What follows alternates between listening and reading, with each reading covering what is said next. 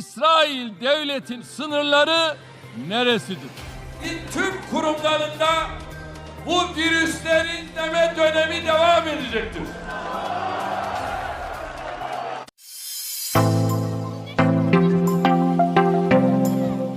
iyada oo ololaha macnadarada ahi uu kordhayo madaxweynaha Turkiga wuxuu sii wadaa inuu kasbado guulaha maxalliga ah kor u qaadista sumcadiisa carabta dunida islaamka iyo inuu wanaajiyo booska Turkiga ee go'aanka caalamiga ah iyo jiritaanka tirakoobka bulshada.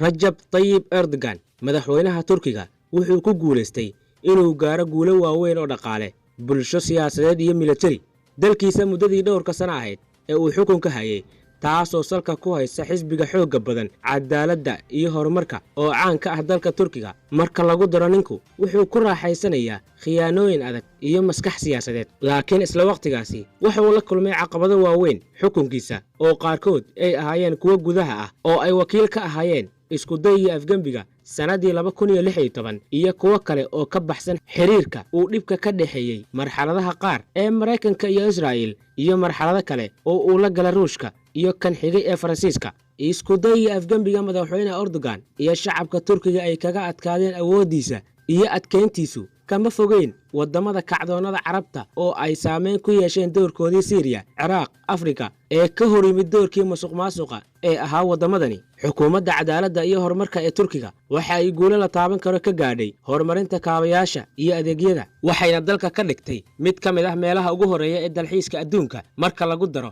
horumarka la taaban karo ee dhinacyada rayidka, farsamada iyo militariga soo saarka oo lagu garto gantaalada taangiyada, diyaaradaha dagaalka iyo xitaa socodka gawaarida, taas oo Turkiga ka dhigtay meel sare u horumarsan dhoofinta oo ay ku jirto militariga adduunka, sidaasna lagu gaadho koror weyn oo dakhliyada ku kala duwan warshadaha tamarta iyo warshadaha adduunka ee laga doonayo. Tani waxay si muuqata uga turjumaysaa dhaqaalaha waxayna dhiirigelinaysaa Erdogan inuu hagaajiyo maqaamka Turkiga ee siyaasad ahaanta. awoodda xaaladaha gudaha ee Turkiga waxay ka turjumaysaa doorka Erdogan ee Syria waxayna awood u siisay inuu ka dhaadhiciyo xiriirka danaha leh ee Ruushka oo ilaalinaysa wadankiisa doorkiisa waqooyiga Syria isla markaana xoojinaysa dadaalada lagula dagaalamayo ururada PKK iyo ISIS taasoo horseedaysa diyaarinta aag nabdoon oo reer Syria iyo ka qayb qaadashada qorshayaasha siyaasadeed ee mustaqbalka Syria. Erdogan wuxuu u dhaqaaqay agshidaal baarisa badda horteeda ee Greega iyo Faransiiska wuxuuna la saxiixday heshiisyo amni iyo dhaqaale ah oo ay la galeen dawladaha sharciga ah ee Liibiya wuxuuna militariga ku biiriyay dawladda sharciga ah ee Al-Wafaq si ay uga hortagto duulaanka dalalka waaweyn sida Ruushka iyo Faransiiska oo iskaashi la sameeyay Masar iyo Imaaraadka si loo xakameeyo hantida saliidda isla markaana ay ka taqalusto faa'iidada kacaanka Liibiya. A'uudhu billahi minash shaytaanir rajiim. Go'aanka madaxweynaha Turkiga ee loogu bedelay Haji Sofia Masjid maadaama ay tahay xuquuq dhaxalgal ah oo Turki ah ayaa timid si loo muujiyo xaqiiqda xiisaha ka dhex aloosan taageerayaasha kacaanka ka soo horjeeda ee Turkiga iyo in la bilaabo mowqifyo xunxun iyo ajaanib dalal sida Masar iyo Sacuudi Carabiya oo laga soo horjeedo talaabada loo maleynayo inay ka helayso taageerada carabta iyo dunida islaamka waana mid horseed u ah kibirka iyo isla weynida ummadda muddadii burburka dib u noqoshada. Erdogan waxa uu ka shaqeeyay sidii loo ilaalin lahaa danaha dalkiisa wuxuuna doonayaa inuu sare u qaado doorkiisa gobolka iyo kan caalamiga ah isagoo mowqif fiican ka qaatay arrinta Falastiin. İsrail devletinin sınırları neresi? Kana soo horjeestay heshiiskii qarniga wuxuuna diiday go'aanka Mareykanka ee ah inuu Qudus u aqoonsado inay tahay caasimadda maamulka Sinaa. Acaba bu İsrail'in toprakları nereleri kapsıyor?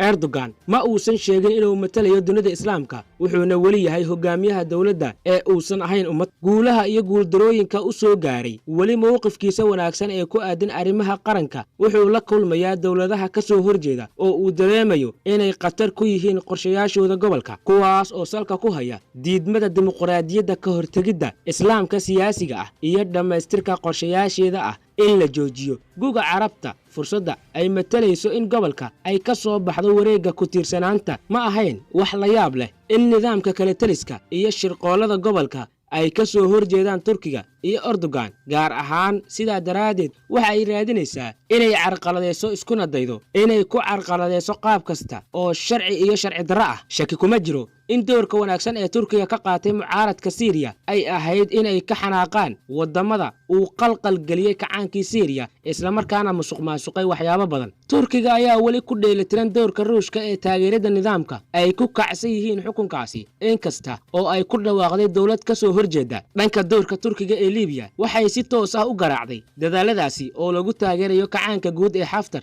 iyada oo laga hor imaanayo dawladda sharciga ah waxayna hakad gelisay dadaalada qaar ay ku boobayaan lacagta shidaalka iyo xakamaynta dekadaha ay dhoofinta la galaan Faransiiska. guusha dawladda Al-Waafaq ee ka gaadhay jabinta kacaanka Tripoli waxa ay dhabarjab ku tahay dhimashada dadkan 7 dib u gurasho ballaaran oo ku timid qorshayaashooda gobolka iyo horudhac lagu muujiyay saameynta ay ku leedahay gobolada kale. Sidoo kale guul kasta oo ay gaadhay dawladda Al-Waafaq waafidinta kacaanka Liibiya iyo hanashada guulaha ay ka gaadhay saameynta dawladda dimuqraadiga ah oo adag kana xor ah xadidda ku tiirsanaanta iyo gumaysiga oo ay maamusho guulaheeda iyo saliideeda. tanina waxay ka dhigan tahay shucaac aan loo baahnayn Masar oo hoos imaanaysa xukunka militariga kale taliska ah kaasoo abaabulaya taageerayaasheeda ka soo horjeeda doorka Turkiga. Si kastaba ha noqotee qaladka weerarka ee ku kaceen iyaga oo ka dhan ah Erdogan waxay leeyihiin sababo kale oo aan ahayn dhinacyada xilalka iyo halganka ka socda isla garoonkaas sida guulaheedii gudaha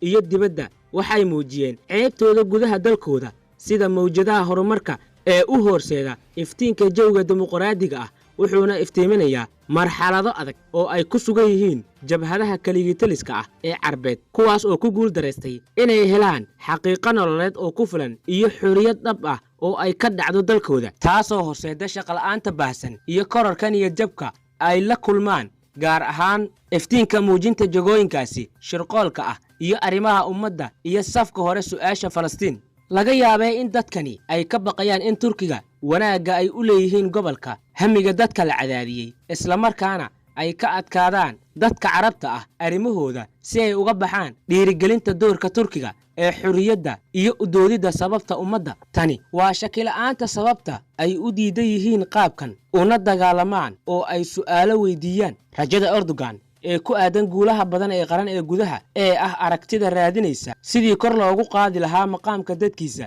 iyo caqabadaha hor yaalla. wuxuu soo bandhigayaa tusaale ah in cadowgiisa Carabta inuu u bandhigo dadkiisa taas oo daciifinaysa doorkooda iyo mowqifkooda gudaha iyo dibadda wuxuuna sii laba jibaarayaa himilooyinkii dadka in laga cafiyo. guuldarooyinka joogtada ahi waxay daciifinayaan qorshayaashooda antibody kadib markii Erdogan u diyaar garoobay taageerayaasha caanka ah ee afgambigii Sisi wuxuu si adag u shaaciyay diidmada heshiiska qarniga. We hope this meeting to lead the peace initiative for Jerusalem. On 6th of December, the President of the US inkasta oo ay adag tahay taageerada ay u hayaan President Erdogan, Mrs. Erdogan, thank you very much. We very much appreciate you being here.